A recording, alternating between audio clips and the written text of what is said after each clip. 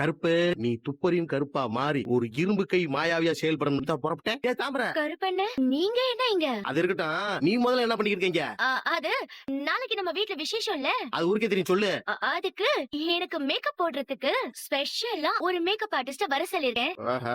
அவங்க நாளைக்கு இங்க வந்துதான் எனக்கு மேக்கப் போடுறேன்னு சொல்லிருக்காங்க. அதுவும் இல்லாம இது மண்டபத்துக்கு பக்கத்துல இருக்க ஹோட்டல் இல்லையா, அதான் நைட் இங்க வந்து தங்கிட்டு காலையில மேக்கப் ஆர்டிஸ்ட் வந்ததும் மேக்கப் போட்டுட்டு மண்டபத்துக்கு போக சுலபமா இருக்குமேனு. வா அண்ணே, நம்ம கண்மணிய கல்யாணம் பண்ணிக்க போறாருல மாப்பிள்ள, அவரோட ஹோட்டல் தானே இது. ஓஹோ. அதனால என்ன ஃப்ரீயாவே இங்க தங்கிக்க சொன்னாங்க, அதனாலதான் நான் இங்க வந்தேன். ஓசில ரூம் கொடுத்தாங்க, அதனால தங்க வந்தேன்னு சொல்லு. இதை சொல்றதுக்கு அப்படியே இழுத்து இருக்கியாக்க நீ. சரி சரி போ. ஏ தாமரை, கொஞ்சம் பார்த்து சூதானமா இரு, புரியுதா? ஏன் எனக்கு என்ன போகுது? பொதுவா சொன்னேன், கொஞ்சம் பாத்துரு சரியா?